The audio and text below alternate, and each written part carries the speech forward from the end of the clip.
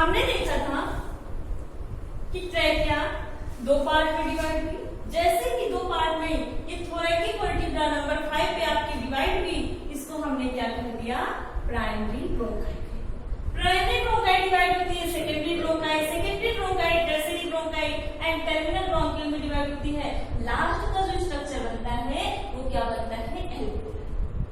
और इस पूरे primary bronchi, secondary bronchi, tertiary bronchi, terminal bronchiole and alveoli के कॉम्बिनेशन को हम क्या कहते हैं, लंग्स कहते हैं।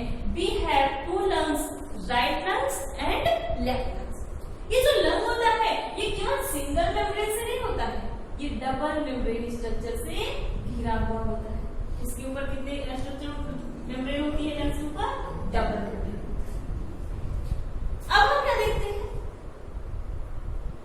हमें क्या पता चलता है, इतना जो गुब्बारे लाइक स्ट्रक्चर है ये अगर हमारी बॉडी के अंदर नहीं होगा, किसी ये बॉक्स में बंद नहीं होगा, तो ये क्या हो जाएगा, कोलैप्स कर जाएगा, इसको हम बचा नहीं पाएंगे। तो गॉड ने क्या किया, इसको एक गुफा में बंद कर दिया, एक केज में क्या कर दिया, बंद कर दिया। और जिस केज में बंद किया, जिस बॉक्स में से बंद किया, उसको हम क्या कहते हैं, थोरैकिक केज कहते हैं। क्या कहते हैं, थोरैकिक केज कहते हैं। ये थोरैकिक केज बना कैसे होता है, देखिए, जस्ट लुक एट मी। ऊपर साइड एंटीरियर, आगे की साइड को कहते हैं एंटीरियर साइड, ये सुपीरियर साइड, ऊपर का साइड। यहां पे हम देखते हैं, यहां पे हमारी होती है एक नेक बोन कॉलम, जो ज्यादा पतले लोग होते हैं उनमें बहुत अच्छे से दिखती है। ये आपकी क्लेविकल बोन होती है, नेक बोन होती है, जिसको हम ब्यूटी बोन भी कहते हैं। सबसे सुपीरियर पे क्या है, ये हमारी क्लेविकल बोन ऊपर से बंद करती है, हमारे लंग्स को कवर करती है। अगर हम नीचे से देखें तो यहाँ पर हमारे क्या होता है, डायफ्राम होता है और डायफ्राम सपोर्ट कर रहा होता है। अगर हम साइड से देखें तो साइड से हमारा क्या सपोर्ट कर रहा होती है, हमारी पसलियां सपोर्ट कर रही होती है, हमारी रिब्स सपोर्ट कर रही होती है। और अगर हम पीछे से देखें तो पीछे से क्या सपोर्ट कर रहा होता है, कौन बॉक्स बना रहा होता है, हमारा वर्टिब्रल कॉलम बॉक्स बना रहा होता है। अगर हम आगे से देखें तो आगे से वेंट्रल साइड से स्टर्नम बना रहा होता है। Just revise, superior side clavicle bone, neck bone, inferior side diaphragm, lateral side ribs, dorsal side means back side vertebral column, front side means ventral side sternum. Sternum is also known as chest bone. चलिए हम आपके लिए लिख देते हैं इसको। Superior reason में क्या होता है, सुपीरियर रीजन में क्या होता है, क्लेविकल, क्लेविकल बोन। इंफीरियर में क्या होता है हमारा, इंफीरियर में हमारा क्या होता है, डायफ्राम। अगर हम देखें लेटरल साइड में हमारा क्या होता है, रिब्स होती है हमारी, 12 पेयर्स होती हैं। अगर हम देखें वेंट्रल साइड में तो वेंट्रल साइड में हमारी होती है chest bone, that is known as sternum, chest bone. और डॉर्सल साइड में हमारा होता है, अगर हम डॉर्सल में देखें तो क्या होता है, वर्टिब्रल कॉलम। नोट डाउन कर सकते हैं आप लोग इसको, वर्टिब्रल कॉलम। अब क्या होता है ये समझ में आ गया, इसी पिंजरे में बंद रहता है हमारा ये बेहद सॉफ्ट लंग्स। अब हम क्या देखते हैं कि आपके रेस्पिरेटरी सिस्टम तो आपको पता चल गया, लेकिन अब आपको जो मेन चीज समझनी है, that will be mechanism of respiration, किस तरीके से रेस्पिरेशन होता है। तो अब हम देखते हैं, इसको यहाँ पे एल्वियोलाई को निकाल करके हम बाहर बना सकते हैं, ठीक है, एल्वियोलाई को हम बाहर निकाल के बनाते हैं।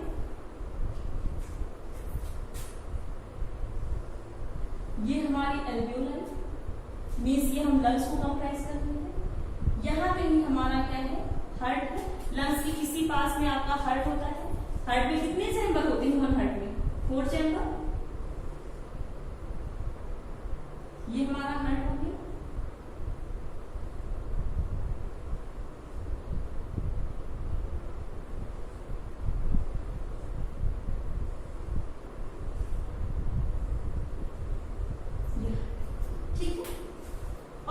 पे हमारी तीन चीजें हैं, रेस्पिरेशन में हमारी तीन चीजें पार्टिसिपेट करती हैं।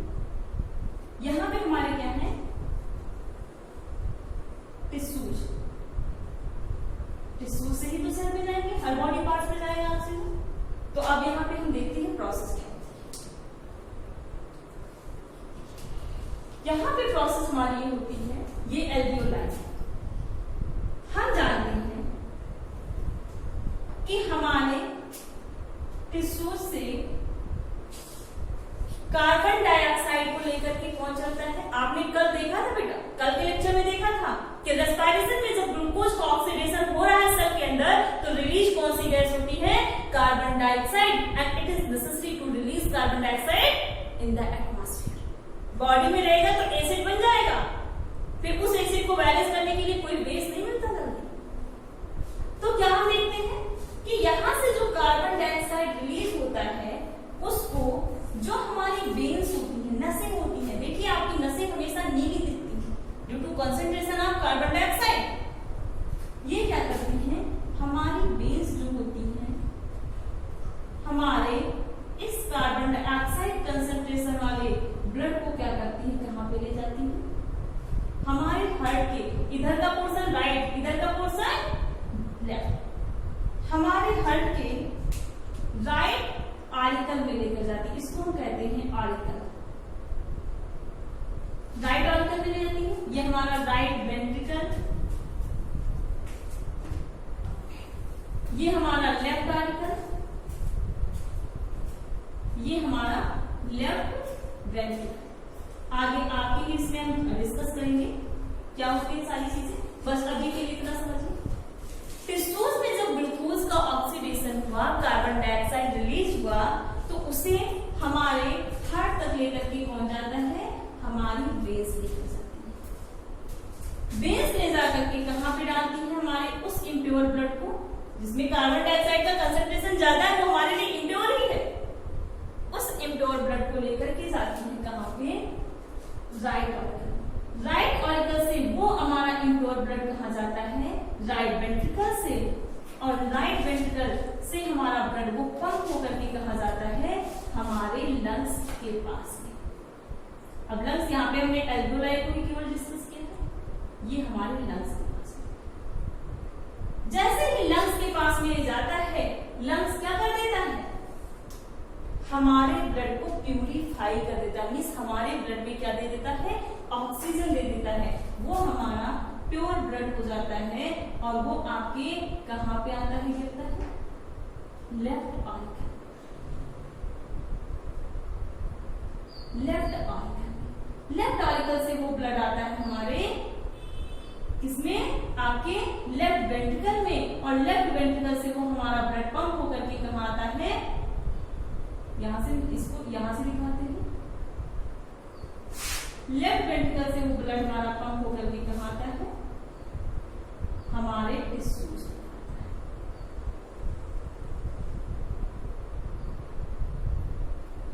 अब ऐसा कैसे होता है, that will be mechanism of breathing. आप लोग सोचे होंगे कहीं ऐसा तो नहीं हम हार्ट पढ़ाने लगे, लेकिन हार्ट नहीं, ये मैकेनिज्म ऑफ ब्रीदिंग। क्या होती है पूरी प्रोसेस, लंग्स के पास में हमारे क्या ऑक्सीजन आया। अब ये ऑक्सीजन आता कैसे है, ये ऑक्सीजन आता कैसे हमारे अंदर, due to pressure gradient. What is the meaning of pressure gradient, gradient defines the difference between two points. किसी भी चीज का दो पॉइंट पे जो डिफरेंस होगा वो आपका क्या कहलाता है, ग्रेडियंट कहलाता है। प्रेशर ग्रेडियंट मीन्स दो पॉइंट पे दाब का, किसी दो बिंदुओं पर दाब का जो अंतर है वो आपका क्या कहलाएगा, प्रेशर ग्रेडियंट कहलाएगा। और हम जानते हैं air is the mixer by the chemistry. और अगर एयर आपका मिक्सर है, मीन्स किसका मिक्सचर है, air is the mixer of different type of gases, and her gas का अपना कोई क्या होगा, प्रेशर होगा। और हर किसी मिक्सचर में एक पार्टिकुलर गैस का जो प्रेशर होता है that is known as partial pressure, आंशिक दाब। सब कुछ मैकेनिज्म ऑफ ब्रीदिंग कुछ है ही नहीं, केवल क्या है, It depends upon the pressure gradient. Always airflow higher pressure to low pressure. Nothing else. Means अब हमें प्रेशर को समझना होगा.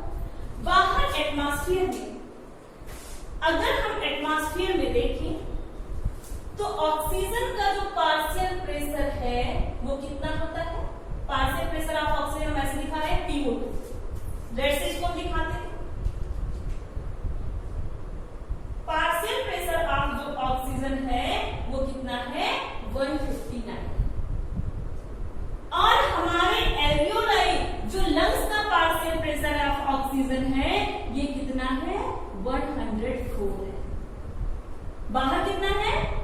ऑक्सीजन का पार्शियल प्रेशर एटमॉस्फेयर में 150 है. बताओ ये कहां से कहां तक आएगी? एटमॉस्फेयर से कहां आएगी?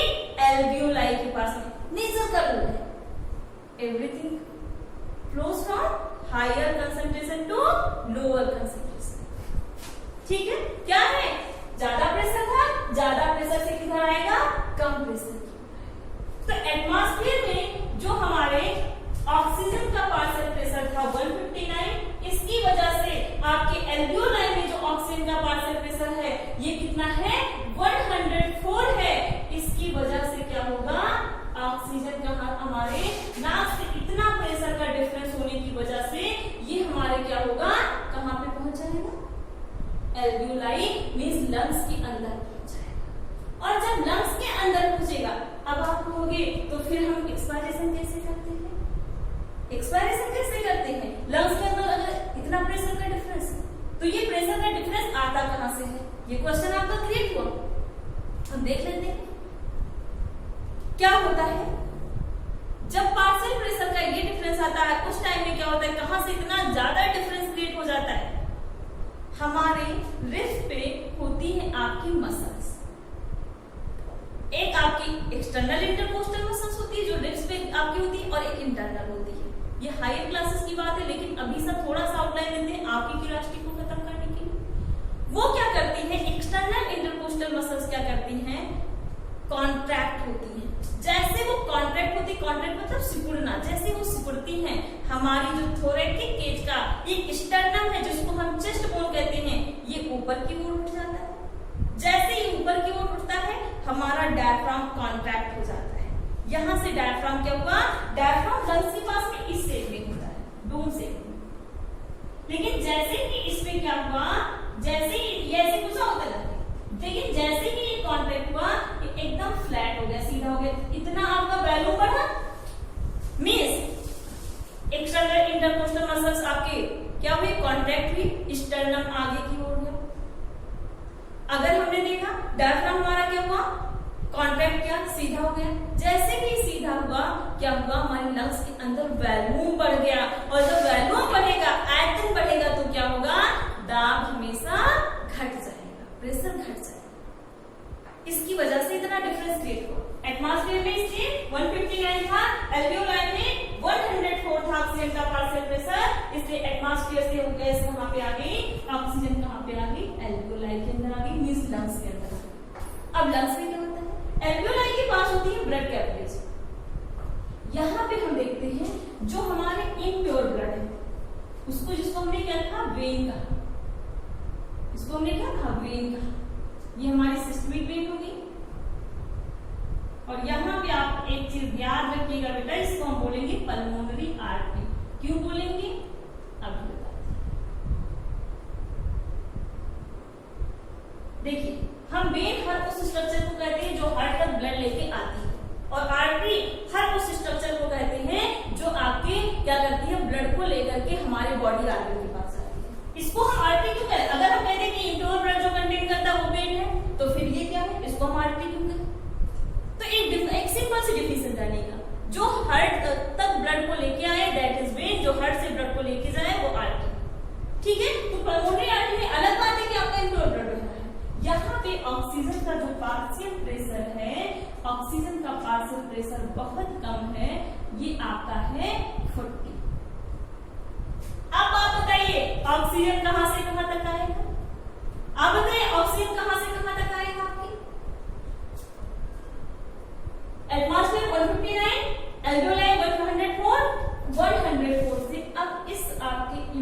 ब्लड में क्या होगा, ऑक्सीजन आएगा। जैसे ही इम्प्योर ब्लड में ऑक्सीजन आया, ये ब्लड अलग कोई पाइपलाइन स्ट्रक्चर नहीं बनी हुई है, ये ब्लड तुरंत किसमें चेंज हो गया, यहाँ पे प्योर ब्लड में चेंज हो गया। और जैसे ही प्योर ब्लड में चेंज हुआ, यहाँ पे ऑक्सीजन का कंसंट्रेशन कितना हो गया, ज्यादा हो गया, तो ऑक्सीजन का पार्शियल प्रेशर यहाँ पे क्या हो गया, बढ़ गया। और कितना हो गया, partial pressure of oxygen is 90। Means artery में पार्शियल प्रेशर ऑफ ऑक्सीजन कितना होता है, 90। कैसे हुआ, 159 से 100 हो। यहाँ पे पार्शियल प्रेशर इम्प्योर ब्लड में 40 था ऑक्सीजन का, इसलिए जैसे ही इसमें आया ऑक्सीजन का कंसंट्रेशन बढ़ गया, तुरंत इम्प्योर ब्लड आपका क्या हो गया, प्योर हो गया। ठीक है, यहाँ पे 95, ये 95 पूरा पार्शियल प्रेशर आपका कंटिन्यू होता है। और प्योर ब्लड को हम कहते हैं आपकी ऑक्सीनेटेड ब्लड। क्यों कहते हैं oxygenated blood, because it has more concentration of oxygen than the carbon dioxide. ठीक है, पार्शियल प्रेशर यहाँ पे कितना हो गया, 95। अब ये आर्टरी आराम से क्या की ब्लड को लेकर के कहां पहुंची, टिश्यूज। क्योंकि ब्लड के साथ आप कैसे रहा है, क्योंकि ब्लड के पास में एक रेस्पिरेटरी पिगमेंट है that is known as haemoglobin, वो बाइंड करके ला रहा है, इसीलिए ऑक्सीजन ब्लड के साथ में आ रहा है। जैसे टिश्यूज के पास पहुंचा, यहाँ पे कंसंट्रेशन आर्टरी के पास में कितना था, पार्शियल प्रेशर ऑफ ऑक्सीजन 95। जैसे टिश्यूज के पास में पहुंचा, यहाँ इसका आपके क्या हो गया, टिश्यूज के अंदर जो पार्शियल प्रेशर ऑफ ऑक्सीजन था, ये फिर कम था, कितना था, 40 था। कितना था, 40 था। अब आप बताइए किधर जाएगी ऑक्सीजन, किधर जाएगी ऑक्सीजन, 40 कहां जाएगी, 95 टू 40 की ओर आएगी। मींस ऑक्सीजन आपकी कहां गया, टिश्यूज में आ गया। ऑक्सीजन आपका कहां पे आ गया, टिश्यूज में आ गया। अब हम देखते हैं कार्बन, अब ये तो हमारा हो गया इंस्पिरेशन, सेल के पास पहुंचा, सेल टिश्यूज में सेल जो होगी वो यूज कर लेगी, और जैसे ही यूज करेगी ग्लाइकोलिसिस होगा, एनर्जी मिलेगी माइटोकॉन्ड्रिया में जाके एरोबिक रेस्पिरेशन के थ्रू। आपको ये पूरा बताया गया था, ठीक है, आपको ये पूरी चीजें बताई गई थी। अब क्या है, इसको हम यहाँ पे आपकी क्या हो रही है, ब्लड यहाँ लंग से आ रहा है, इसको हम बोलते हैं, क्योंकि ये हार्ट तक आ रहा है तो इसको हम बोलते हैं पल्मोनरी वेन। और ये हमारे आर्गन सिस्टम तक ब्लड को ले जा रहा है, टिश्यूज तक जाएगा, कोई ना कोई आर्गन सिस्टम होगा, इसलिए इसको हम बोल देते हैं सिस्टमिक आर्टरी। ओके, यहाँ टिश्यूज के पास पहुंचा, तो टिश्यूज के पास जैसे ऑक्सीजन मिला, ऑक्सीजन कहां से आएगा, partial pressure of artery, oxygen जहां पे ज्यादा है 95, मींस आर्टरी से टिश्यूज में आएगा। जैसे टिश्यूज में आएगा, टिश्यूज को मिलेगा, वो ऑक्सीजन को कंज्यूम कर लेगी for the oxidation of glucose. कल के लेक्चर में आपने देखा था।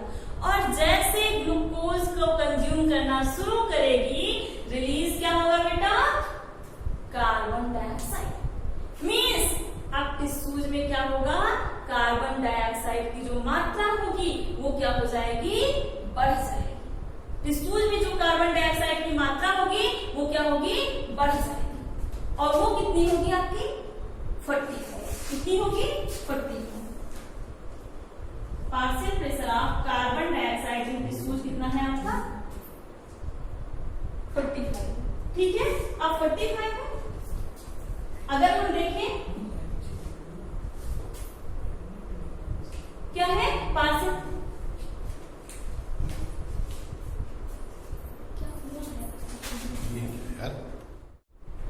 यहाँ पे हम देखते हैं कि आपकी जो सिस्टमिक आर्टरी है, जो आर्टरी आपके प्योर ब्लड को ला रही है, इसमें आपके ऑक्सीजन का पार्शियल प्रेशर कितना है, 95 mmHg। ठीक है, प्रेशर हमारे प्रेशर की यूनिट क्या होती है, mmHg। ठीक है, तो 95 mmHg है, आप सब कहीं पे mmHg कर लीजिएगा। जैसे partial pressure of oxygen in atmosphere 159 mmHg। ठीक है, partial pressure of oxygen in alveoli 104 mmHg, ये सब जगह कर लीजिएगा। Partial pressure of oxygen in deoxygenated blood 40 mmHg। Partial pressure of oxygen in oxygenated blood कितना हो जाएगा, 95 mmHg। ऐसे सब आप देख लीजिएगा, यूनिट को मैंने डिस्कस नहीं किया था। Partial pressure of oxygen RT में कितना है बेटा? 95 mmHg। टिश्यूज में जैसे ही ये ब्लड आता है, टिश्यूज में पार्शियल प्रेशर ऑफ ऑक्सीजन कितना मिलता है? 40 mmHg।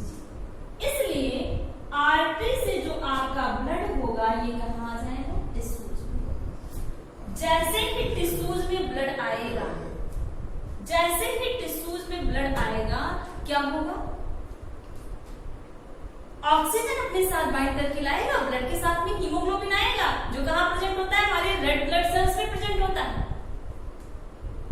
जैसे ही वो ऑक्सीजन उसको मिला, तुरंत ग्लूकोज को ऑक्सीडेशन करेगा। जैसे ग्लूकोज का ऑक्सीडेशन करेगा, रिलीज क्या होगी? कार्बन डाइऑक्साइड रिलीज होगी।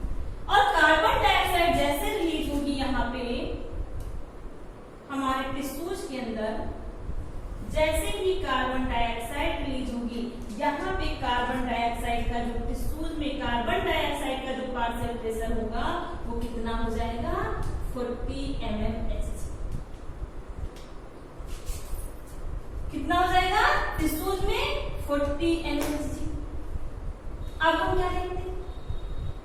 जबकि यहाँ पे एक बात और ध्यान रखना कि partial pressure of carbon dioxide, यहाँ पे ऑक्सीजन का पार्शियल प्रेशर कितना है? 95 mmHg है हमारी आर्टरीज में, लेकिन कार्बन डाइऑक्साइड का पार्शियल प्रेशर यहाँ होता है 40 mmHg। टिश्यूज में कितना है? 45 है। अब ये कार्बन डाइऑक्साइड तुरंत कहाँ आ जाएगी? इसके पार्शियल प्रेशर यहाँ से इसको भी आपके मौका मिलेगा, ये भी आपकी क्या हो जाएगी? ब्लड में आ जाएगी, क्योंकि ब्लड में कार्बन डाइऑक्साइड का जो पार्शियल प्रेशर है वो 40 mmHg है। Partial pressure of carbon dioxide क्या होगा? तुरंत आपके आर्टरी में आ जाएगा। जैसे आर्टरी में आएगा, तुरंत आर्टरी में क्या होगा? प्योर ब्लड में क्या होगा? कार्बन डाइऑक्साइड का जो कंसंट्रेशन होगा वो तुरंत बढ़ जाएगा, तुरंत बढ़ जाएगा। जैसे तुरंत बढ़ेगा, ये प्योर ब्लड आपके फिर से किसमें कन्वर्ट हो जाएगा? इम्प्योर ब्लड में। इम्प्योर ब्लड में, और जहां पे आपके किसका? कार्बन डाइऑक्साइड का जो partial pressure of carbon dioxide होगा वो फिर से कितना हो जाएगा? 45 mmHg। Partial pressure of carbon dioxide कितना हो जाएगा बेटा? Partial pressure of carbon dioxide कितना हो जाएगा? 45 mmHg हो जाएगा। ठीक है।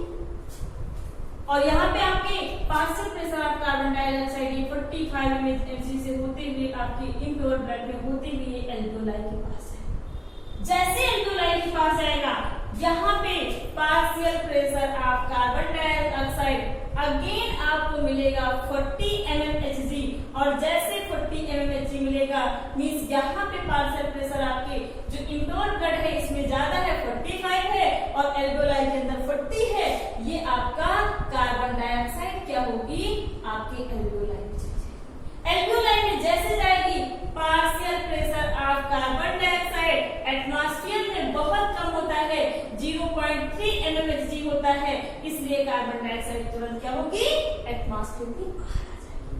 This is the process of mechanism, this is the process of mechanism of breathing, respiration. ये आपका कंप्लीट प्रोसेस होता है किसका? रेस्पिरेशन का। एक बार हम फिर से रिवाइज कर लेते हैं। हम पूरे रेस्पिरेशन में हमने देखा था क्या होता है? Oxidation of glucose. Oxidation of glucose हुआ, क्या रिलीज हुआ? Carbon dioxide and water release हुआ। कार्बन डाइऑक्साइड एटमॉस्फेयर में हमें एक्सहेल करना है, बाहर निकालना है, ठीक है। और H2O जो हमारा है वो हमारा क्या है? मेटाबॉलिक वाटर है, हमारे अंदर हमारे फंक्शंस में यूज हो जाएगा, ठीक है। अब हम देखते हैं उसको करने के लिए अगर हम ह्यूमन बींग्स की बात करें तो इवॉल्व वाल्व सिस्टम। रेस्पिरेशन के अंदर जो ऑक्सीजन लेना, कार्बन डाइऑक्साइड निकालना, ये सब किस पे डिपेंड करता है बेटा? पार्शियल प्रेशर पे।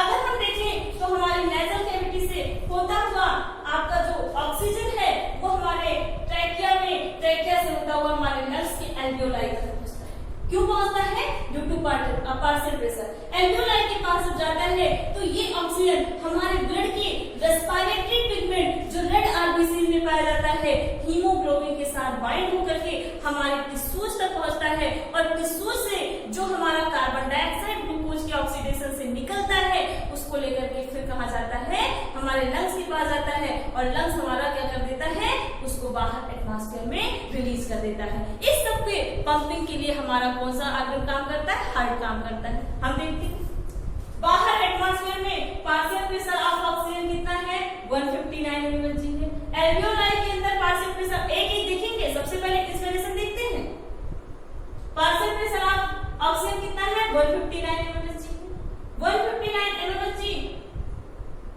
और एल्वियोलाई के अंदर कितना है, 104 mmHg। हायर प्रेशर से लोअर प्रेशर में आया, ठीक है, लोअर पार्शियल प्रेशर के पास आया ऑक्सीजन। जैसे ऑक्सीजन एल्वियोलाई में आया, एल्वियोलाई से हमारी मिली हुई थी ब्लड कैपिलरीज और ब्लड कैपिलरीज में जो हमारी पल्मोनरी आर्टरी थी इम्प्योर ब्लड को कंटेन कर रही थी, वहां पे पार्शियल प्रेशर ऑफ ऑक्सीजन कितना है, 40 mmHg।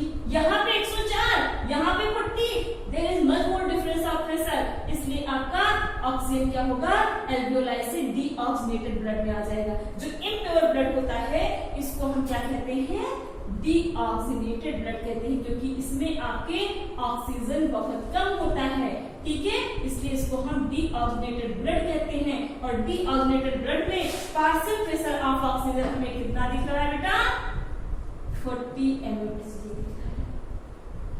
इसलिए एल्वियोलाई से ऑक्सीजन हमारे किस में आया, किस में आया, आपके किस में आया, डीऑक्सीनेटेड ब्लड में। जैसे डीऑक्सीनेटेड ब्लड में आया वो कन्वर्ट हो गया किसमें, ऑक्सीनेटेड ब्लड में। और ऑक्सीनेटेड ब्लड प्योर ब्लड में जैसे कन्वर्ट हुआ वहां पे ऑक्सीजन का पार्शियल प्रेशर बढ़ गया, क्योंकि एल्वियोलाई से उसने ले लिया बहुत ऑक्सीजन को और यहाँ पे क्या हो गया, 95 mmHg। ये 95 mmHg कंटिन्यू होती हुई लेफ्ट आर्टिकल में आया, लेफ्ट आर्टिकल से लेफ्ट वेंट्रिकल में और लेफ्ट वेंट्रिकल में फिर हमारी बॉडी आर्गन को क्या कर दिया, पंप कर दिया और यहाँ तक आपका पार्शियल प्रेशर क्या है, 95 mmHg। जैसे ही टिश्यूज के कांटेक्ट में आया, टिश्यूज में पार्शियल प्रेशर ऑफ ऑक्सीजन कितना था, 40 mmHg है, ये आपका ऑक्सीजन कहां पे चला गया, टिश्यूज में चला गया। जैसे ही टिश्यूज में ऑक्सीजन गया, ग्लूकोज को ऑक्सीजन मिला, क्या हुआ, उसका ऑक्सीडेशन हो गया। जैसे ग्लूकोज का ऑक्सीडेशन हुआ तुरंत क्या हुआ बेटा, कार्बन डाइऑक्साइड रिलीज हुई। कार्बन डाइऑक्साइड रिलीज हुई मींस इसका पार्शियल प्रेशर यहाँ पे बढ़ गया, ज्यादा कार्बन डाइऑक्साइड, ज्यादा पार्शियल प्रेशर, इसका प्रेशर बढ़ गया। टिश्यूज में कार्बन डाइऑक्साइड का पार्शियल प्रेशर कितना हो गया, 45 mmHg हो गया। जबकि जो आरपी ब्लड लेके आ रही थी प्योर ब्लड को, जिसमें प्योर ब्लड था, उसमें आपकी कार्बन डाइऑक्साइड का पार्शियल प्रेशर क्या है, ऐसा नहीं कि उसमें पूरा 100% ऑक्सीजन ही था, less amount of carbon dioxide, more amount of oxygen था। तो आपके partial pressure of carbon dioxide क्या कितना था, 40 mmHg। क्या हुआ, 45 से 45 mmHg टिश्यूज से तुरंत आपके प्योर ब्लड में गया। जैसे प्योर ब्लड में कार्बन डाइऑक्साइड गया, वो प्योर ब्लड, वो ऑक्सीनेटेड ब्लड तुरंत कन्वर्ट हो गया किसमें, डीऑक्सीनेटेड ब्लड में। और फिर यहाँ पे पार्शियल प्रेशर आप कार्बन डाइऑक्साइड डीऑक्सीनेटेड ब्लड में कितना हो गया, 45 mmHg। ये पूरे ऐसे इम्प्योर ब्लड को कंटिन्यू करके जाता है, राइट ऑर्गन में ले जाता है हार्ट के, और हार्ट के राइट ऑर्गन से राइट वेंट्रिकल में, राइट वेंट्रिकल फिर ब्लड को पंप करता है, एल्वियोलाई के पास में गया, एल्वियोलाई के पास में कितना partial pressure of carbon dioxide लेके गया, 45 जैसे लेकर पहुंचा, देखा एल्वियोलाई में क्या है, partial pressure of carbon dioxide कम है, कितना है, 40 mmHg है। यहाँ पे ले जाकर छोड़ दिया कार्बन डाइऑक्साइड को, यहाँ पे कार्बन डाइऑक्साइड मूव किया, लेकिन जैसे एटमॉस्फेयर की देखा तो एटमॉस्फेयर में आपकी क्या है, 0.3 mmHg है, बहुत कम पार्शियल प्रेशर है कार्बन डाइऑक्साइड का, इसलिए कार्बन डाइऑक्साइड क्या हो गई, बाहर रिलीज हो गई। एक क्वेश्चन होगा आपका यहाँ, वो क्वेश्चन ये होगा कि ऑक्सीजन के पार्शियल प्रेशर में इतना ज्यादा डिफरेंस होता है तब ऑक्सीजन आपकी ट्रांसपोर्ट करती है, और कार्बन डाइऑक्साइड में इतना कम होता है तब कार्बन डाइऑक्साइड कैसे ट्रांसपोर्ट करती है। तो आपके 10th की एनसीईआरटी बुक में बहुत अच्छे से डिस्कस किया गया है कि कार्बन डाइऑक्साइड की जो सॉल्युबिलिटी होती है ये ज्यादा होती है इन कंपेयर टू ऑक्सीजन, इसलिए कार्बन डाइऑक्साइड बहुत कम प्रेशर के डिफरेंस पे आपके मूव होता है, ठीक है। और प्रोसेस ऑफ इंस्पायरेशन में देखा था हमने, इंस्पायरेशन करना हुआ, क्या हुआ, हमारी एक्सटर्नल इंटरकोस्टल मसल्स कॉन्ट्रैक्ट की, स्टर्नम ऊपर उठा, डायफ्राम कॉन्ट्रैक्ट किया, फ्लैट हो गया, फिर लंग्स के अंदर वैक्यूम बढ़ गया, प्रेशर घट गया, इंस्पायरेशन। जैसे ही हमें एक्सपायरेशन हुआ, सांस को छोड़ना हुआ तो क्या हुआ, हमारी इंटरकोस्टल मसल्स आपकी कॉन्ट्रैक्ट की, आपकी रिब्स फ्लैट हो गई और क्या हुआ, डायफ्राम आपके रिलैक्स स्टेट में आ गया, वॉल्यूम घट गया, प्रेशर बढ़ गया, इनकम्पेरिजन टू एटमॉस्फेयर, आपकी एयर क्या हो गई, बाहर हो गई। और उस प्रोसेस को हमने क्या कह दिया, एक्सपायरेशन कह दिया। This is the mechanism of inspiration and expiration. ठीक है, पूरी तरीके से समझ में आया। आई होप सो कि आपको कोई दिक्कत। एक क्वेश्चन यहाँ पे आपके एनसीईआरटी ने और क्रिएट किया है कि रेसिडुअल वैल्यू। आप देखिए अपनी एनसीईआरटी की लाइंस में what is the residual value. तो ऐसा नहीं है कि जब हम एक्सपायरेशन करते हैं तो पूरी एयर हमारे बाहर निकल जाती है, वो आपकी किस में निकलती है, किस में निकलती है बेटा, थोड़ी सी मात्रा एयर की हमारे अंदर रह जाती है, और वो रह जाती है जो मात्रा, उसको हम क्या कहते हैं, आपके रेसिडुअल वैल्यू कहते हैं। और रेसिडुअल वैल्यू जितना होता है एयर का हमारे लंग्स के अंदर, जो बचा रह जाता है एक्सपायरेशन के बाद में भी, उसकी जो अमाउंट होता है हम बता दे रहे हैं आपको, 1100 to 1200 ml। इतना जो एयर होता है वो हमारे कहा रह जाता है एक्सपायरेशन के बाद में भी हमारे लंग्स में बचा रह जाता है, उसको हम कहते हैं रेसिडुअल। ज्यादा बोर तो नहीं हुआ आपको? आई होप सो कि आप लोगों को बिल्कुल नहीं होना चाहिए। इसलिए नहीं होना चाहिए क्योंकि आपका 10th का सिलेबस बोर्ड तक कवर हो रहा है, और इसके साथ साथ में हम आपको इतना अपडेटेड पढ़ा रहे हैं कि आप लोगों को नीट यूजी की प्रिपरेशन में कोई प्रॉब्लम ना। ठीक है, तो जब आप आगे बढ़ेंगे तो ये सारी चीजें बहुत अच्छे से क्लियर होती चली जाएंगी। Thank you for